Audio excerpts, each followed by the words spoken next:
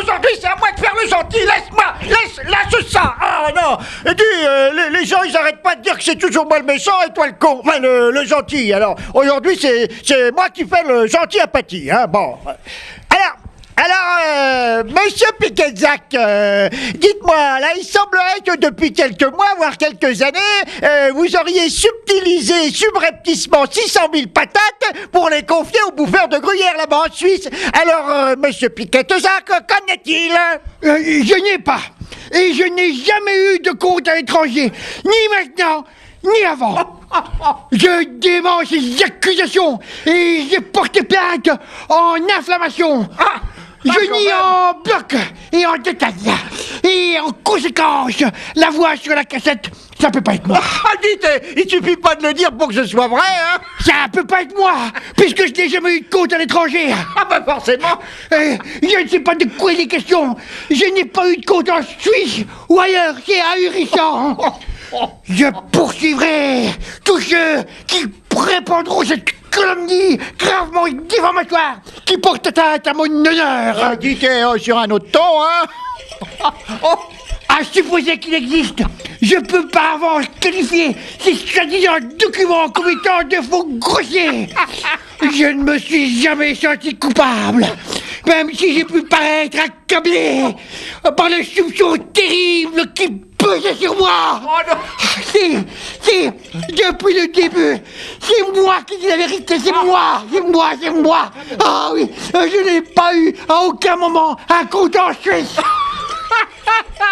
Arrêtez, coupez, c'est trop drôle. Qu'est-ce qu'on peut dire quand même? Vas-y, voir.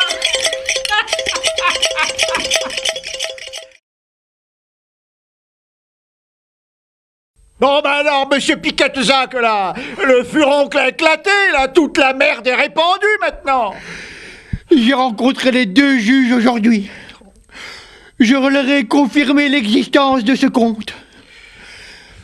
Je demande pardon à monsieur le président de la République, au premier ministre, à mes anciens collègues du gouvernement, aux Français et aux Françaises, à Mireille Mathieu, à Fernandel, à Madame Pipi, et à Edoui et à Paty.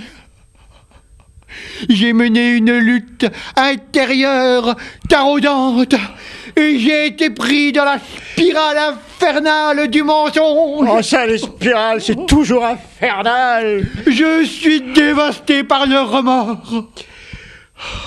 Bon, mais qu'est-ce que vous allez faire maintenant? Et maintenant, je crois que je vais aller en prison. Mais non, vous n'allez pas aller en prison. Ah bon? Vous croyez? Bah, vous avez des amis avocats. Ah oui, j'aime bien les avocats. Vous avez des amis juges. J'ai des tas d'amis. Et puis des amis politiciens. Des tas d'amis politiciens. Bon bah alors vous n'irez pas en prison. Aucun politicien ayant fait des choses bien plus graves que vous n'est jamais allé en prison. Mais je vais payer une amende. Ah bah oui, alors là il va falloir cracher au bassinet, hein. Mais enfin vous êtes riche. Vous êtes riche. Oh, bah oui quand même. Bon bah alors tout va bien, y a pas de souci. Et après je fais quoi?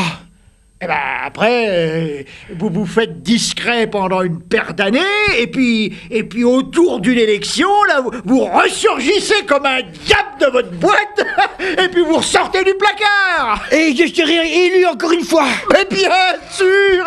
Les électeurs ont une mémoire de poisson rouge.